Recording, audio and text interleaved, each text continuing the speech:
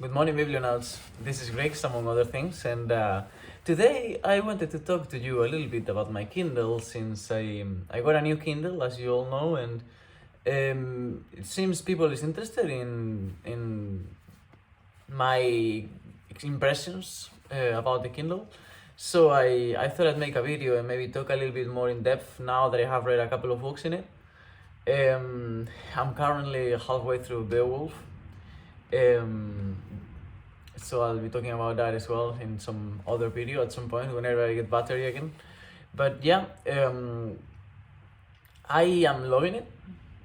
I feel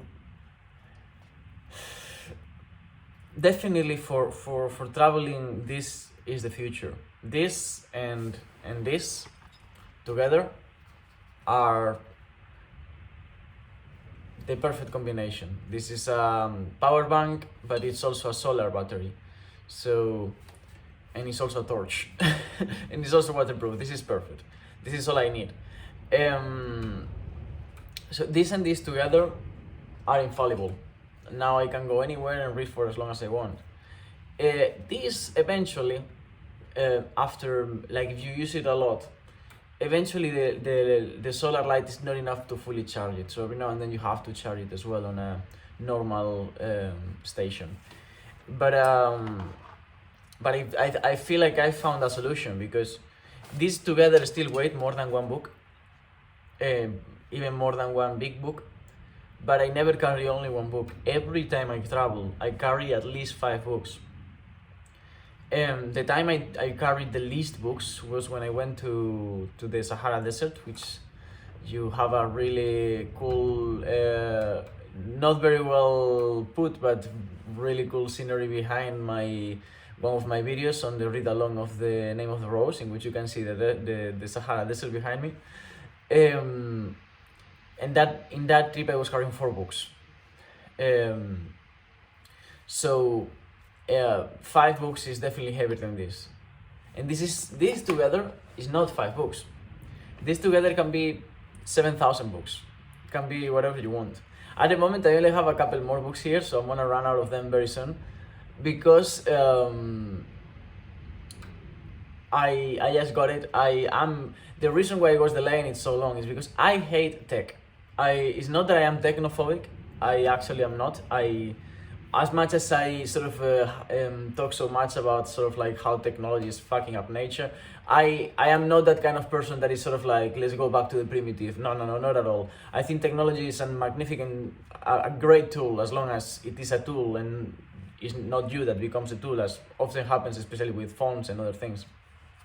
So it was never a prejudice against Kindles. It was more like just pure laziness. It's technology, especially this kind of technology, is language that I did not understand.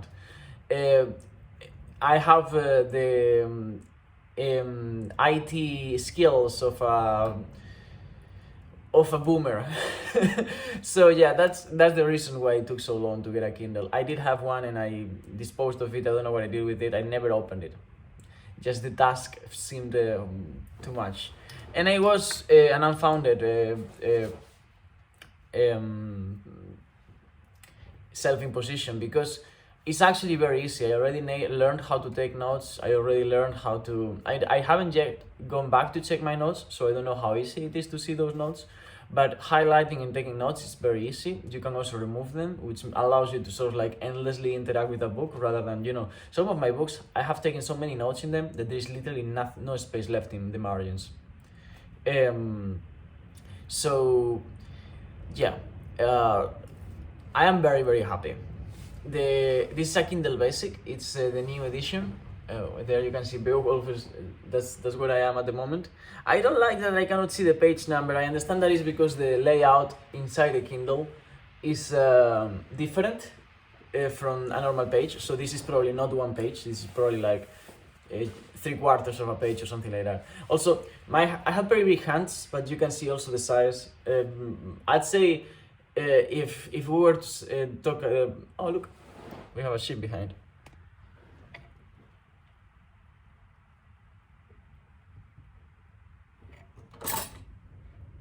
That's what I wake up to every morning when I'm not fixing the window that flies away. But yeah, I'd say my hands are an XL, so it's big. It's pretty big. It's big enough. It's just a bit smaller than a book. Actually, I'll show you. This new Mansell paperback, normal size. This is the Kindle. So there you go. And if you look at the page, that's the text and that's the text. So it's probably, I'd say 3/4 of text of what a normal page would be. Everything is just, I don't know, like you just press on one side and you go to the next page, press on the other, go to the other one, press for longer, and you can write notes or highlight. It gives you all the options. If you had internet, you could even search a word, which is something, for me, that's a game changer. Because I learned English by myself. I learned Portuguese by myself. I am learning French by myself.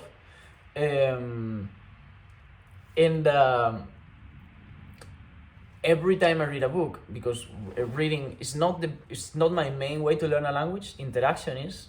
You will never learn any language in a classroom, not really. But sometimes, like what I do every time I'm reading in a language that's not my first language, because there is no word I don't know in Spanish. I know every single word of the Spanish language. I have what's next to a C2. I could not know better the language with I was raised, and also Galician I speak very well.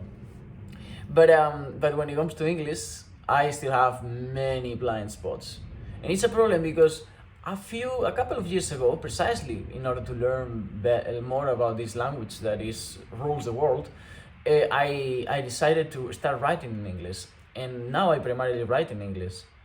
And I wouldn't want the review to the first book I publish, whenever that happens, to be that my language is limited or that I resource to the same words over and over and over. So I try to expand my language as much as I can. You could probably even here see a change in my capacity to express myself in this language from the very first video, which is 3 years old, way before I actually engaged in BookTube, to now. And all of that has been without touching a classroom, it's just reading and talking to people.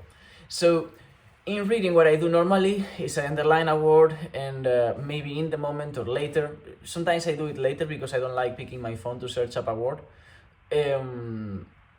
Because when you pick up the phone, you're not just picking up the phone, you're picking up a whole array of possible distractions. So I try not to pick up the phone, but then I forget about the word that I didn't know, and I have to go back to it, and I don't care about it anymore. So it's only good in very ideal situations when I am reading on the perfect sort of environment. But when I'm traveling or something like that, very rarely do I manage to look up every single word I don't understand in a book. I just tend to pass through and kind of like figure them out through the context, which is not always a correct conclusion. It doesn't always lead me to a correct conclusion. But with the Kindle, you can search words. If you are in an environment in which there is data and you have a Wi-Fi, you can search words, and there's no other distraction than books in here. That's all there is. At least if there is other things here, I don't want to know. I don't know if you can watch videos on this thing or something like that. I don't want to know if that is a possibility, so don't tell me. Because to me, all this has been, until now, is books. There is nothing else here than books. You can buy them, you can read them, you can save them, you can do things with them. It's very light as well. Just moving on. Again, as I said, this is the 2023 Kindle Basic, or 2022. It's not waterproof, which that is gonna be, like, its expired date is gonna be that. At some point this is gonna get wet and I'm gonna lose it. And I wonder, maybe one of you can clarify that for me.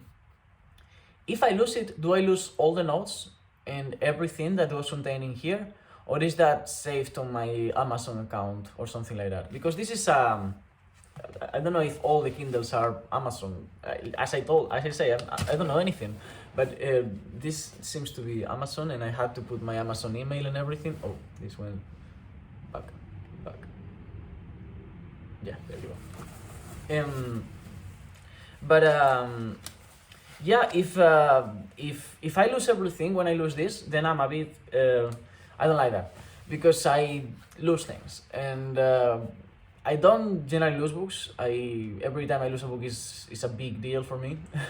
So there are a couple of things that I've learned not to lose. I've developed procedures to not lose the essential. And whatever book I am reading, as so long as I haven't finished that book, is essential. And if it's a book in which I have taken notes and that I expect to go back to, then it is essential forever. And Beowulf might become an essential. I will talk about Beowulf in some other video at some other point. But yeah, yeah. So there is only one thing that people seems to have a problem with this. When I searched stuff, like when I was trying to choose, I saw 2 videos, and both videos only said one, so only like remarked one problem about this, and is that the bottom here, it turns the Kindle off, and it's right on that turns the Kindle off is right where you put your, like I put my pinky toe in there in terms of, right?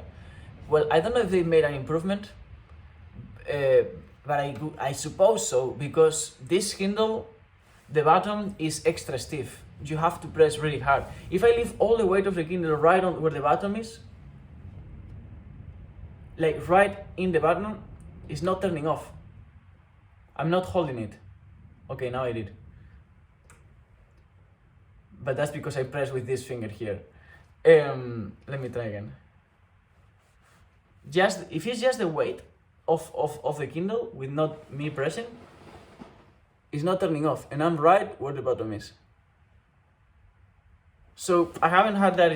I think I've read 2 books now here, and I think it's happened once, and it was because I pressed, not because of the weight. So that's really good news, and because I was a bit concerned, and I tried to buy a stiff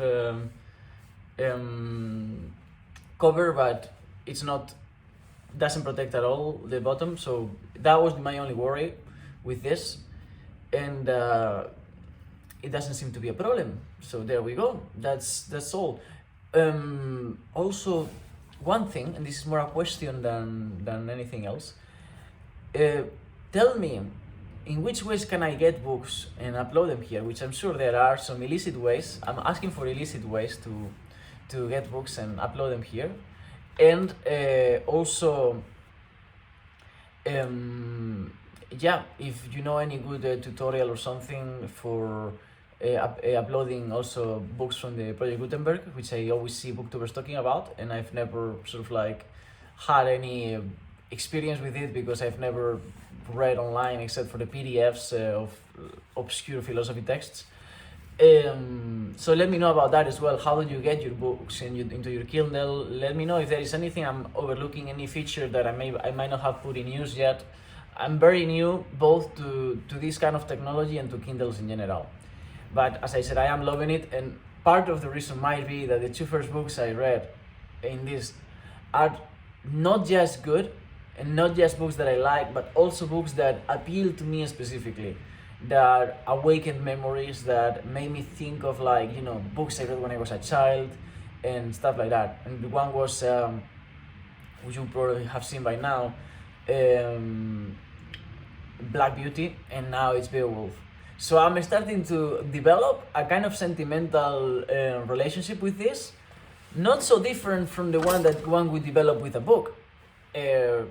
So yeah, maybe even that more irrational romantic aspect of books can be transported into this. I don't think that to the same degree. Books are still books. I'm not passing to the dark side here, okay? I'm still on the physical books side. But I think it's a recipe for a maybe healthy relationship when it comes to me and my own lifestyle with reading, especially for my back. Because I don't know if I showed you any picture of my backpack, but it was packed. It was so packed. And apart from the books I bought for reading, because I didn't just bring the Kindle, I didn't trust the Kindle completely because it's the first time I have it. So I brought the Kindle, I brought the battery, but I also brought three books, and two books with blank pages for me to write. So yeah, and that's just the books. Then I had to bring food because there's nothing here. I am in the middle of nowhere. I haven't seen a person in days, and yeah, the most human thing I've seen here is ships and deforestation. That's the only two human things I have seen. I haven't even seen planes. It's really, really, really cool. I love this place. It's crazy that there's no more people coming here because some of these bothies are very popular, and I would assume that a bothy, this is as bothies go, this is a very fancy one. It has a fireplace, it has a table, it even has a window in the kitchen area, there's no cooking, there's no electricity here or anything. But should I make a tour? You know what? I'm gonna make a tour of the bothy. That'll be the next video. I'm not gonna tell you what it is because then it gets massified. I feel like you have to discover these places. But unfortunately, they are very, very easy to find. If you were to use any normal browser and write that word in Scotland, you would find most of them. You would definitely find this one. Because I am planning to go to other more obscure bothies. I have already been in more obscure bothies. But the reason why I chose this one is because I expected, and I was right, that in winter, in the middle of a storm during Christmas, no one was gonna be here. And since it's such a nice bothy, I wanted to see how it feels to be on a nice and cozy bothy alone, which sometimes is not so easy. You have to go to the ones that are more remote and more austere. So yeah, that's my Kindle, that's my life, that's books, that's everything. Have a nice day. I'll see you on the other side.